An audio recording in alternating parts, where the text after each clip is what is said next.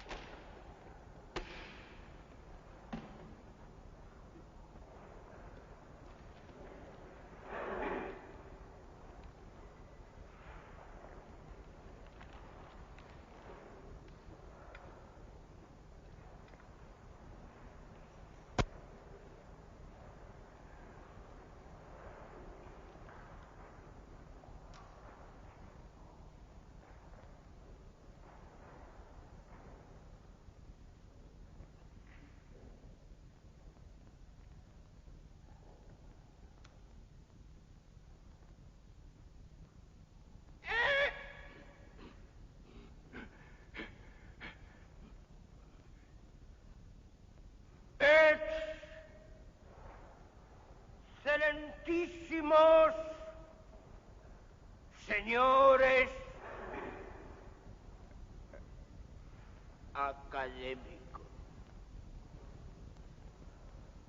Me han hecho ustedes el honor de invitarme a presentar a la Academia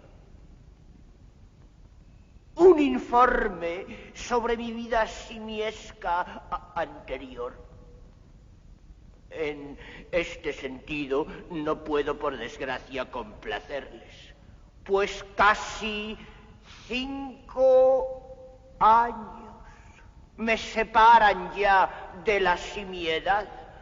Un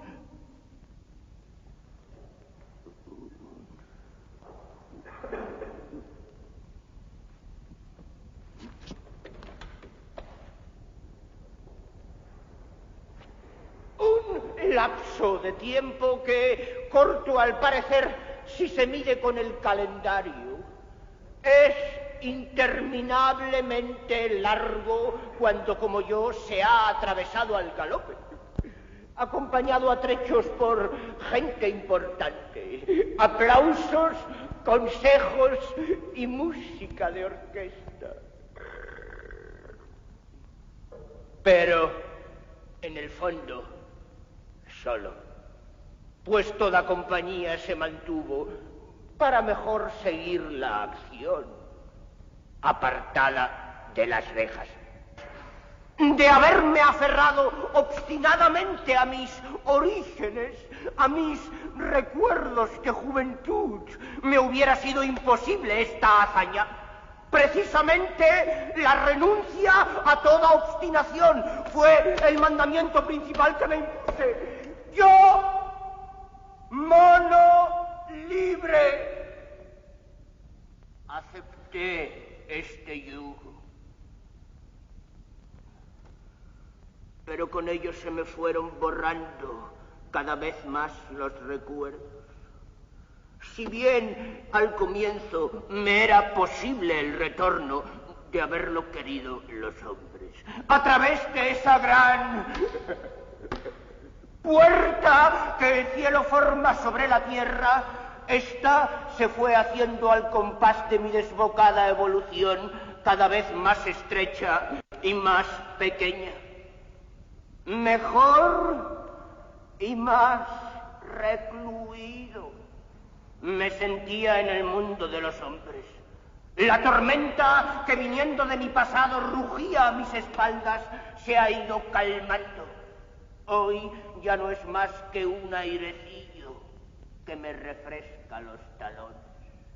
Y el agujero lejano a través del cual me llega este y por donde yo vine un día se ha achicado tanto que, de tener fuerzas y voluntad suficientes para volver hasta allí, me desollaría vivo si quisiera atravesar.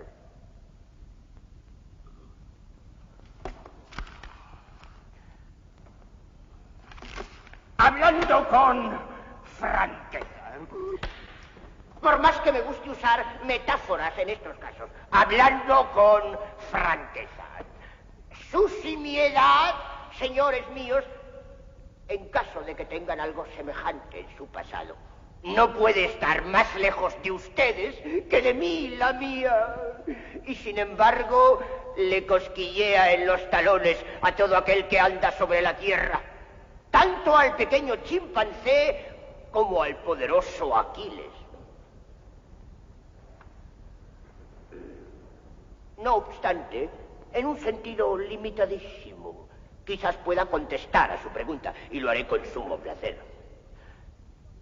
Lo primero que aprendí fue a estrechar la mano. Estrechar la mano testimonia franqueza. Hoy puedo ya, en la cumbre de mi carrera, añadir a aquel primer apretón de manos también unas palabras sinceras. Esto no aportará a la Academia nada esencialmente nuevo y quedará muy por debajo de lo que se me pide y que con mi mejor voluntad soy incapaz de decir. Pero por lo menos con estas palabras podré exponer las normas mediante las cuales un eximio pudo introducirse e instalarse en el mundo de los hombres.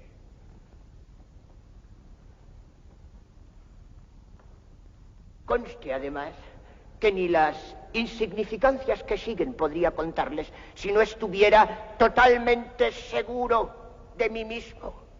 Y si mi posición no se hubiese afirmado de manera inconmovible en todos los grandes teatros de variedades del mundo civilizado.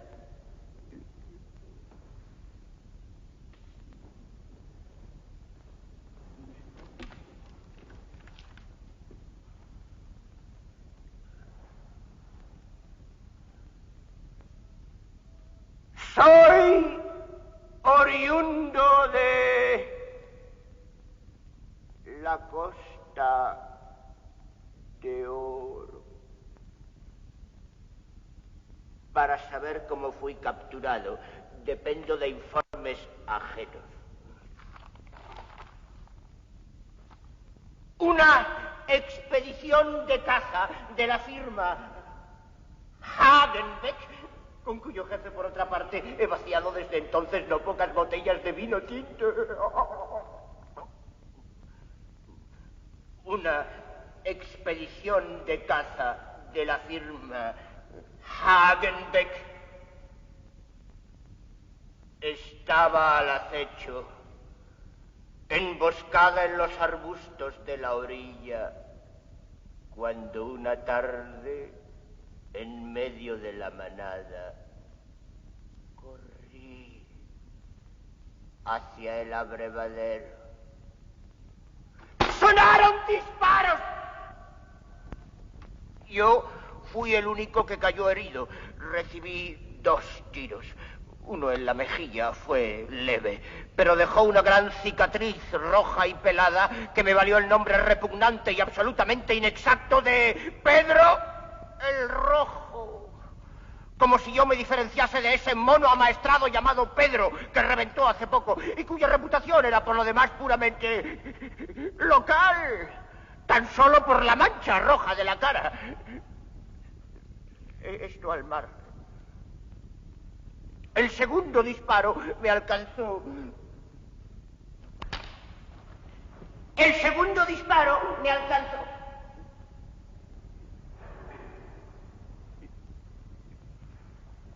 Me alcanzó más abajo de la cadera. Fue grave y por su culpa todavía hoy cojeo un poco.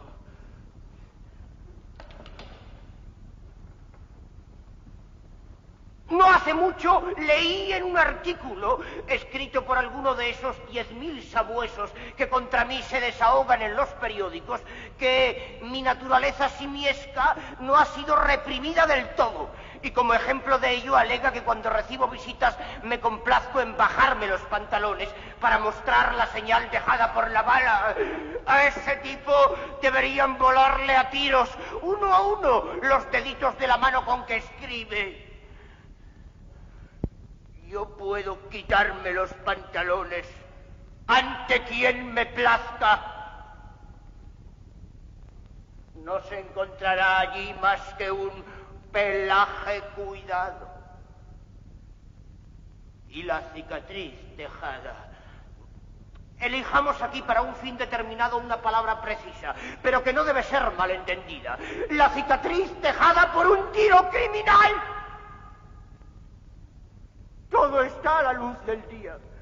No hay nada que esconder. Tratándose de la verdad, toda persona de talla arroja a un lado los modales, por finos que estos sean. En cambio, otro sería el cantar si el chupatintas en cuestión se quitase los pantalones al recibir visitas. Doy fe de su cordura, admitiendo que no lo hace. Pero entonces, que me deje en paz con sus gazmoñerías.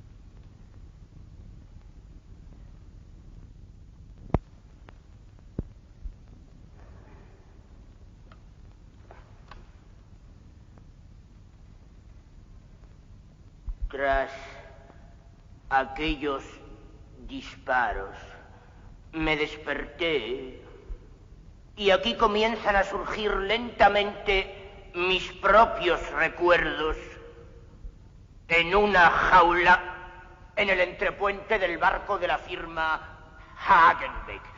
No era una jaula con rejas por los 4 lados, eran más bien 3 rejas clavadas a un cajón. El cajón mismo era la 4ª pared. El conjunto era demasiado bajo para estar de pie y demasiado estrecho para estar sentado. Por eso tenía que acurrucarme, doblando las rodillas que me temblaban sin cesar. Se dice que es conveniente enjaular así a los animales salvajes en los primeros tiempos de su cautiverio. Y hoy, según mi experiencia, no puedo negar que, desde un punto de vista humano, es cierto. Pero entonces no pensaba en esto.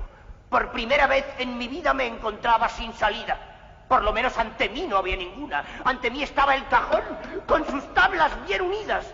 Había, no obstante, una rendija entre ellas, que al descubrirla saludé con los aullidos dichosos de la ignorancia. Pero era tan estrecha que no servía ni para sacar el rabo, y con todas mis fuerzas simiescas me fue imposible ensancharla.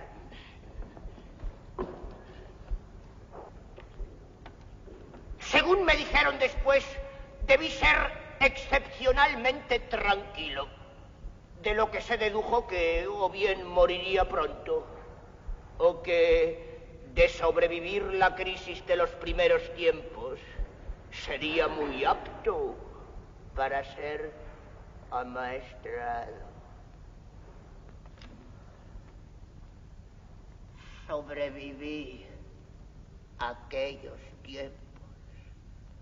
Mis primeras ocupaciones en la nueva vida fueron sollozar sordamente, expulgarme con dolor, lamer hasta el hastío una nuez de coco, golpear con el cráneo contra la pared del cajón y enseñar los dientes cuando alguien se me acercaba. Y en medio de todo ello, una sola noción: ¡no hay salida!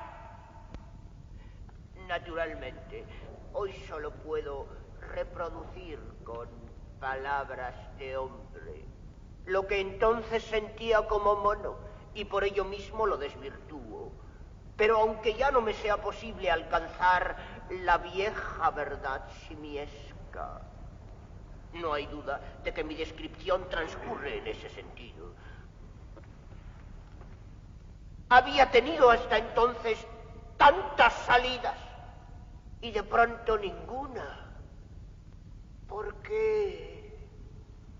Estaba encallado. Si me hubiesen sujeto con clavos, mi libertad de acción no habría disminuido por ello. ¿Por qué? Ráscate entre los dedos de los pies hasta hacerte sangre. Aprieta el lomo contra los barrotes hasta que casi te partan en dos, que no encontrarás respuesta.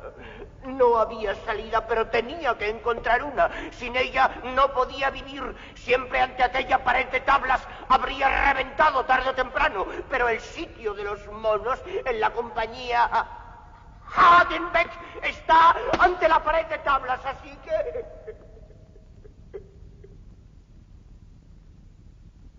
dejé de ser mono. Una reflexión clara y dolorosa, que de algún modo debió nacer en mi barriga, pues los monos piensan, como ustedes saben, con la barriga.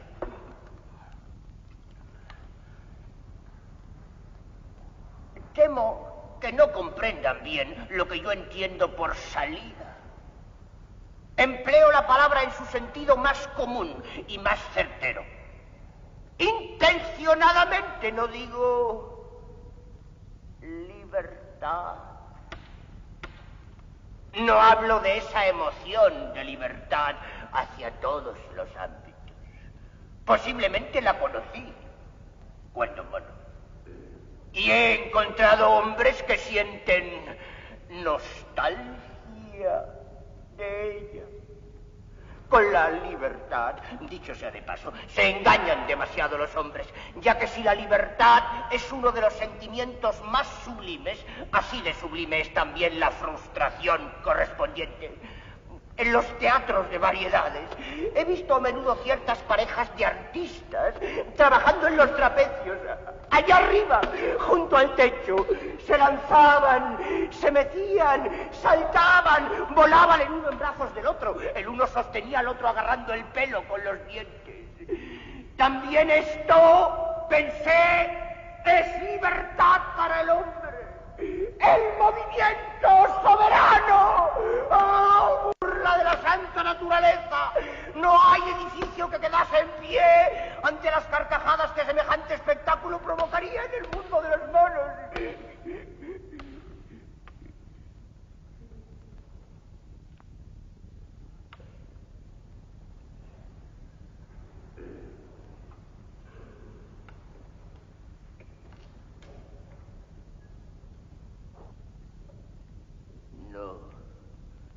Yo no quería libertad.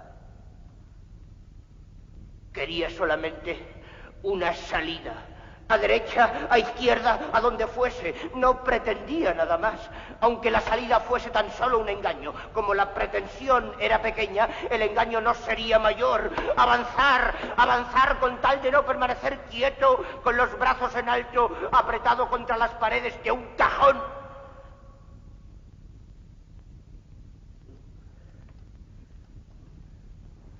Hoy lo veo claro.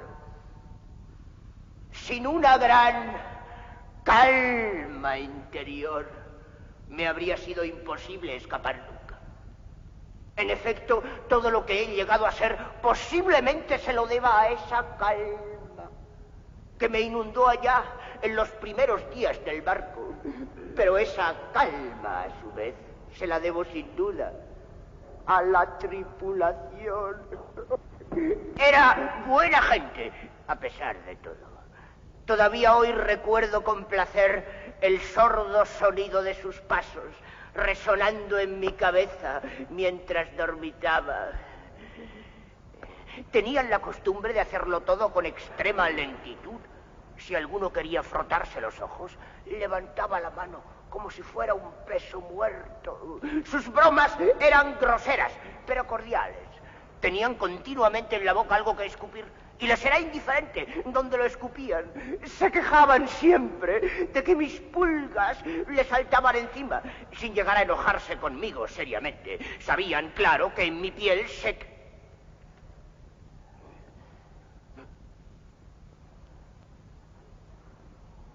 criaban pulgas, y que las pulgas son saltadoras, y con esto se conformaban.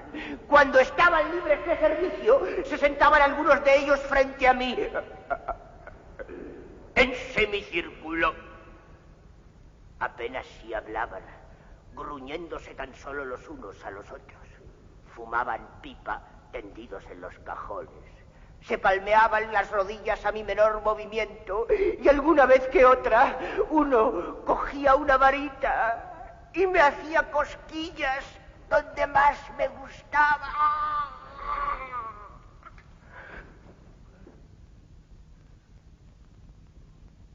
Si me invitasen hoy a hacer una travesía en aquel barco, declinaría con seguridad la invitación. Pero también es cierto que los recuerdos que me vendrían en el entrepuente no serían todos desagradables.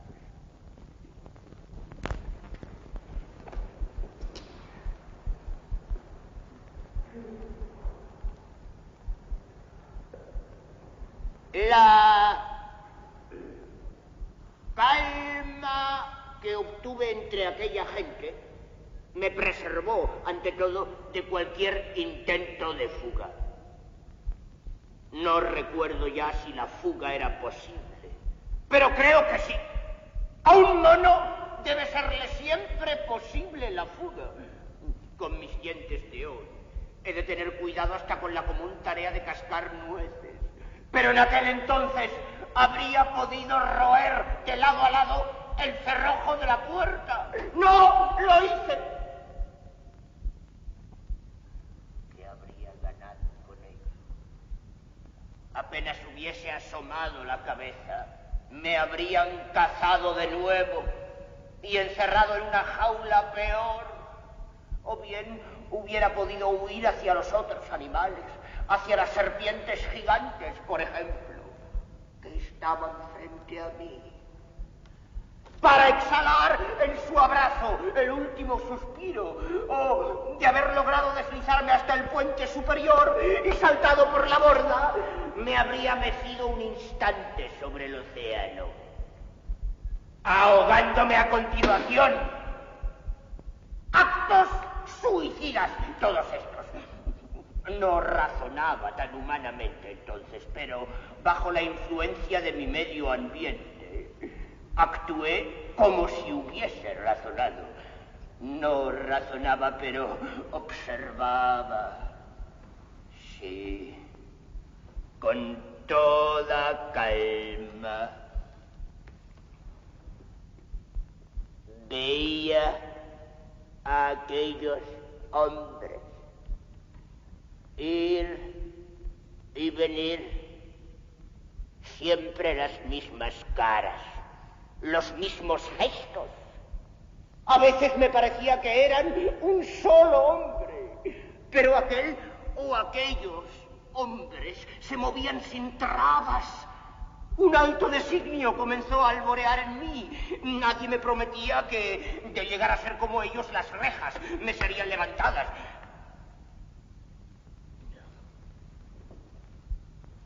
Ahora bien, en el fondo, nada había en aquellos hombres que de por sí me atrajera especialmente.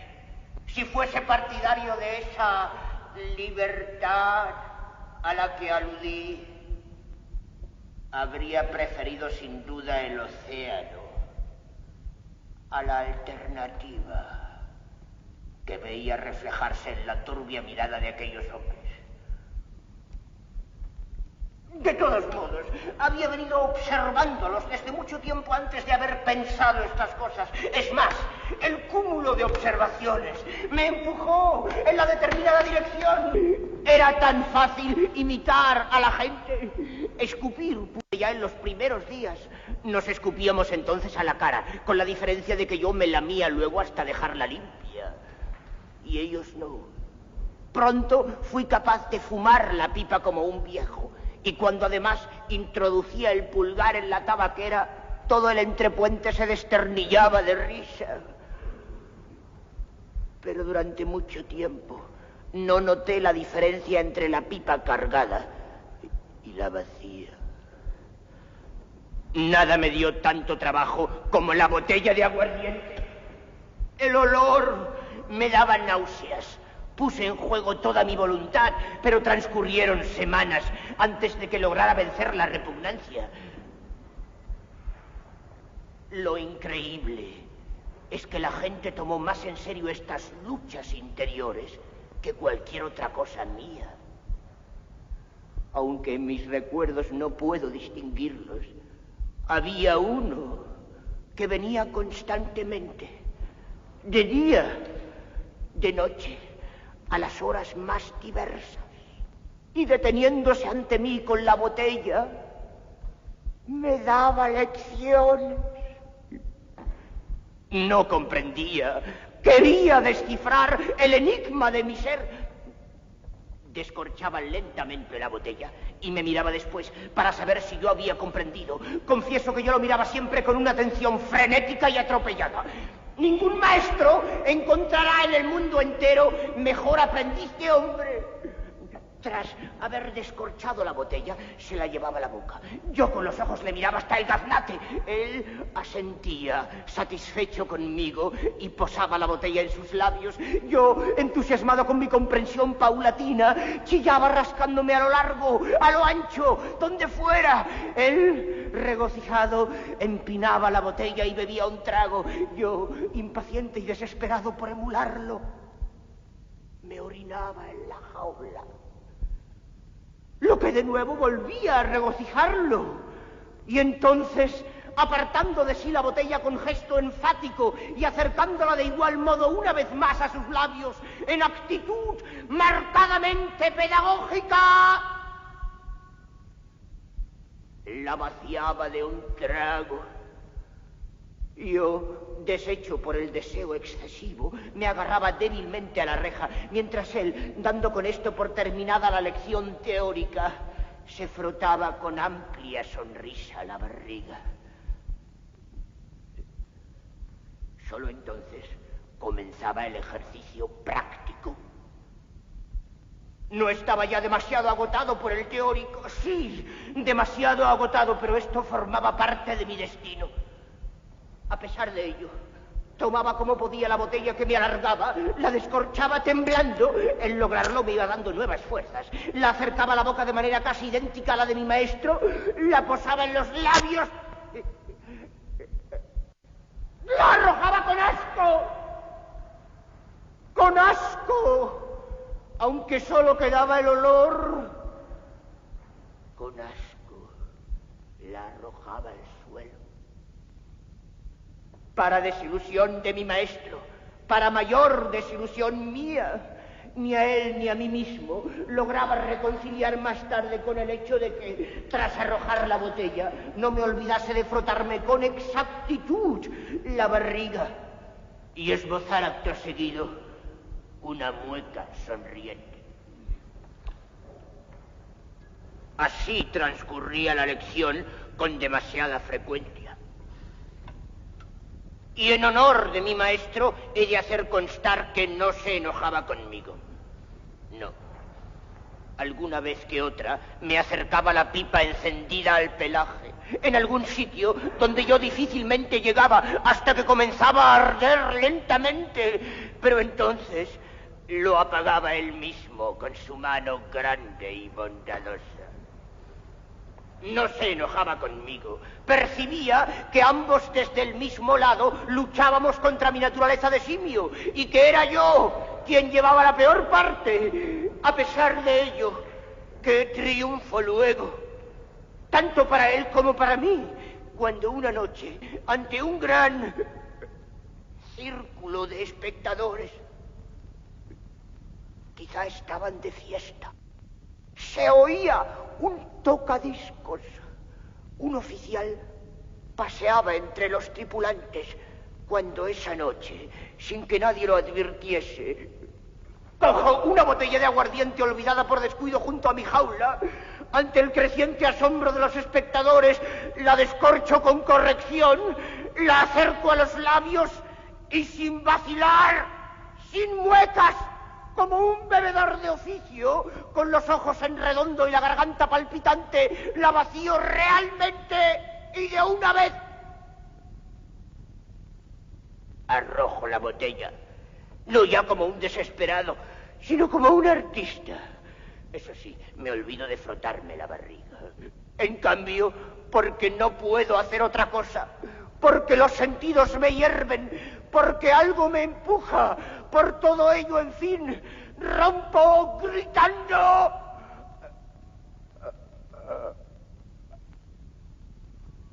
¡Hola! Con voz humana. Con este sonido entro de un salto en la comunidad de los hombres y su eco: ¡escuchad! ¡Está hablando! Lo siento como un beso sobre mi cuerpo chorreante de sudor.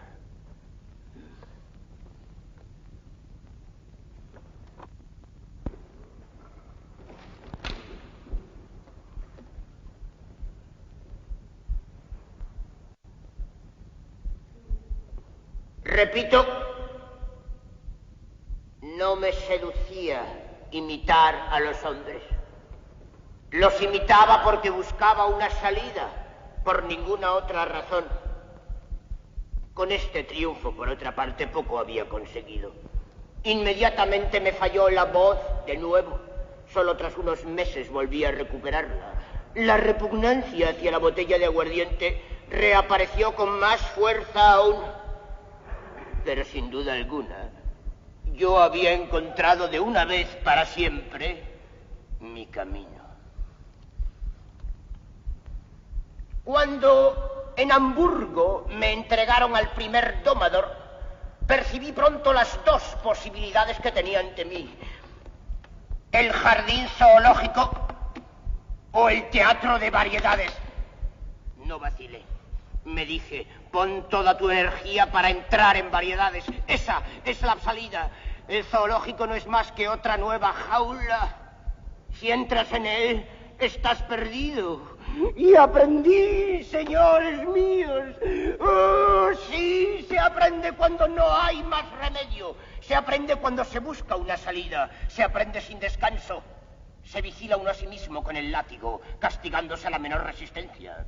La naturaleza simiesca saltó con fuerza fuera de mí y se alejó dando vueltas, de tal modo que mi primer domador casi se volvió mono. Y tuvo que dejar las lecciones para ingresar en un manicomio. Afortunadamente pronto salió de allí. Pero después consumí muchos maestros, sí, incluso varios a la vez. Cuando ya estuve más seguro de mí mismo, cuando el futuro comenzó a sonreírme, cuando el público se interesó por mis progresos, yo mismo elegí mis profesores. Los senté en 5 habitaciones consecutivas y aprendí con todos al mismo tiempo, saltando sin interrupción de una estancia a la otra. ¡Qué progresos! ¡Qué irrupción de los rayos del saber en el cerebro que despierta!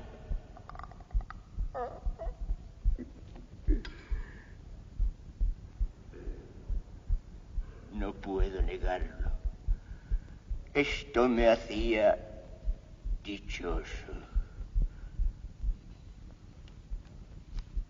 Pero también he de confesar que ya entonces no lo sobreestimaba, y mucho menos hoy. Mediante un esfuerzo que hasta el momento no ha vuelto a repetirse sobre la Tierra, logré alcanzar la cultura media de un europeo. Esto en sí quizás no signifique nada, pero tiene sin embargo un valor en la medida en que me ayudó a dejar la jaula y a procurarme esta salida especial, esta salida humana.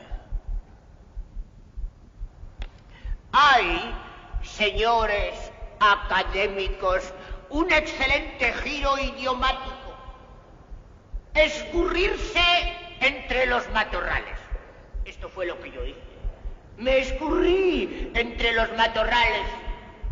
No me quedaba otra salida, por supuesto, ya que no podía escoger la libertad.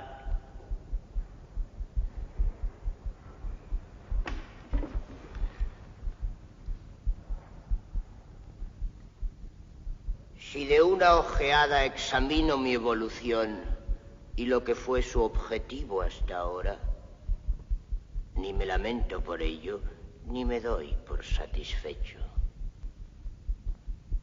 Con las manos en los bolsillos, la botella de vino sobre la mesa, tendido a medias o sentado en la mecedora, miro por la ventana. Si llegan visitas, las recibo como se merecen. Mi empresario está sentado en la antesala. Si toco el timbre, acude y escucha lo que tengo que decirle. Por las noches casi siempre hay función y obtengo éxitos ya apenas superables. Y cuando al volver de los banquetes, de las sociedades científicas o de las gratas reuniones entre amigos, llego a casa de madrugada, Allí me espera una pequeña chimpancé semiamaestrada, con quien, a la manera simiesca, tengo momentos de gozo. De día no puedo verla, pues tiene en la mirada esa locura del animal perturbado por la toma. Esto únicamente lo noto yo. Y no puedo soportarlo. Por lo demás, he logrado lo que me había propuesto lograr. Y no se diga que el esfuerzo no valía la pena. Por otra parte, no me interesa el juicio de los hombres. Yo solo pretendo difundir conocimientos. Solo estoy informando. También a ustedes, excelentísimos señores académicos, solo les he informado.